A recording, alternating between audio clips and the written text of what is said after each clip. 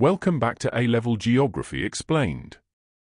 In this video, we're taking an in-depth look at China as a case study of the global shift in manufacturing. Let's get into it. The global shift refers to the movement of manufacturing and industry from high-income countries in the global north to emerging and developing economies, particularly in Asia. This process has been driven by globalization, which has enabled faster flows of capital, goods, and labor. Transnational corporations, or TNCs, began relocating production to cut costs, driven by cheaper labor, fewer regulations, and increasingly global transport networks. China became a prime destination for this shift from the 1980s onwards. Several key factors made China the epicenter of the global shift. After opening up to foreign investment in 1978, China established special economic zones like Shenzhen, where taxes were lowered and regulations were relaxed to attract TNCs. Labor in China was cheap, plentiful, and relatively well-educated, making it ideal for mass manufacturing. The government invested heavily in infrastructure, including world-class ports and road networks, to support exports. As a result, China rapidly became the workshop of the world, supplying everything from electronics to textiles at a global scale. China experienced enormous economic growth as a result of this shift. Over 800 million people have been lifted out of poverty since the 1980s, and China's GDP growth averaged over 9% per year for decades. Cities like Shenzhen grew from fishing villages into megacities with global economic significance. The country developed an urban middle class with growing purchasing power. This economic transformation allowed China to invest further in high-tech industries and infrastructure, including high-speed rail and smart cities. While millions found new opportunities in cities, social problems also emerged.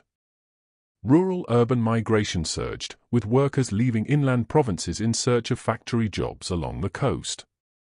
This led to overcrowding, informal housing, and pressure on services. Many migrant workers faced poor working conditions, low pay, and long hours.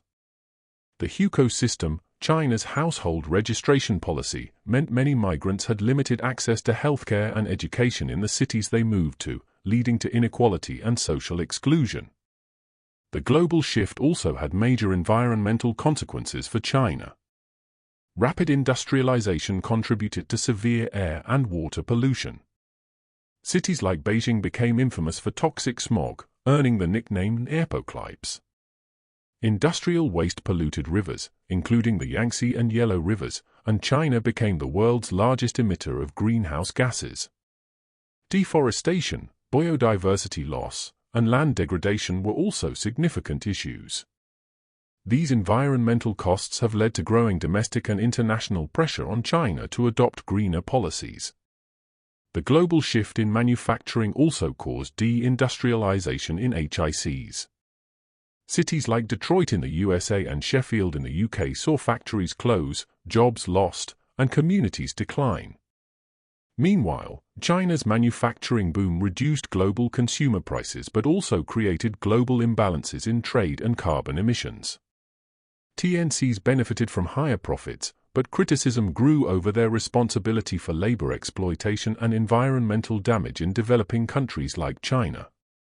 Today, China is no longer focused purely on low-value manufacturing. Wages have risen, and some industries have relocated to countries like Vietnam and Bangladesh. China now invests in automation, research, and green technology.